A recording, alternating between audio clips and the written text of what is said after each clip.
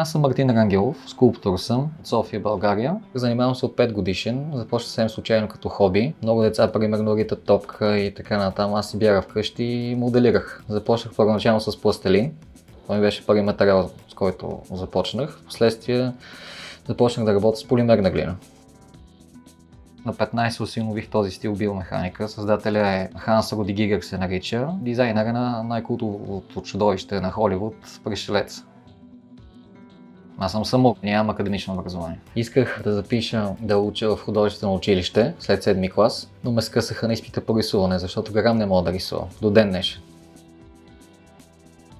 По образование съм ветеринар, но не го практикувам. Занимавам се професионално с кулинария и съм готвач от 11 години. Дните ми минават предимно в работа, в готвене. Аз изкуството се занимавам след работа, когато се прибера от работа. Тогава творя.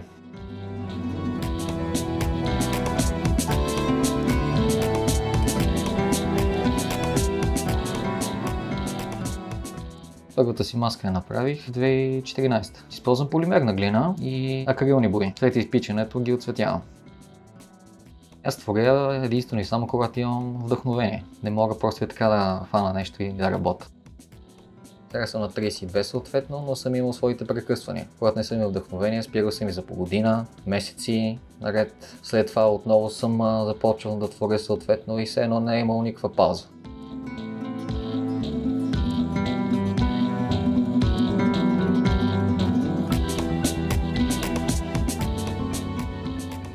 Моето изкуство като цяло става много често неразбрано. Тук специално в България, когато съм се опитал да правя изложби, галеристи професионални при това не го разбират и ме питат буквално това какво е, което аз не мога да го възприемам. Аз съм самук. Води се само от вътрешно усещане и нямам никаква представа, нито пък желание да се науча да рисувам. Всичко, което правя е на подсъзнателно ниво. Него не мога да го контролирам съответно и не знам точно откъде произлизат тези неща. Тези образи, които създавам, са извънземни в повечето случаи, мрачни като цяло и в много чести случаи са демонични. Аз весели, усмихнати, положителни образи аз не правя. Общото между всички тях е, че са доста абстрактни като цяло и че няма симетрия в тях. За мен не е важно едната страна да съответства на другата. Важно е единствено пропорция или не си пасват. Нещо традиционно да речем, аз не мога да го направя, не мога да го пресъздам. Човешко лице аз не мога да създам, просто съзнанието ми не може да предаде тази информация на ръцете ми.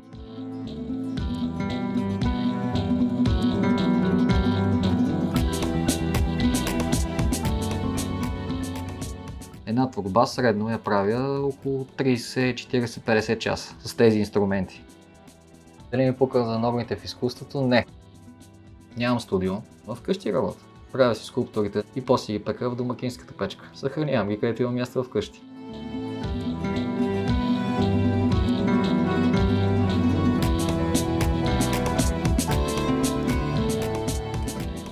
Нещата, които правя, съответно, не се рисуват предварително. Направо просто започвам да правя скулптурите, ражда се на момента и всичко е в процес. Това са моите инструменти, всякакви подръчни. Гребен, с който изработвам някои от детайлите, тоще, гребени, ножче, всякакви такива, сифон, игли, всякакви видове. Това е преса за чесан.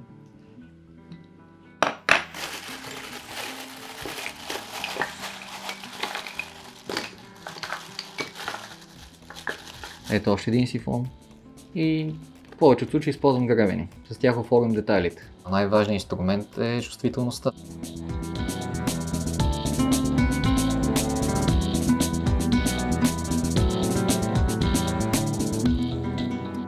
Аз съм си измислил нещо, което вярвам е идеализиран мрак, когато предаваш буквално на мрака свръхестествени качества. Сякаш тези образи, които правя, имат някаква сила. Аз съм в крайностите. Или много светла страна, или много тъмна страна.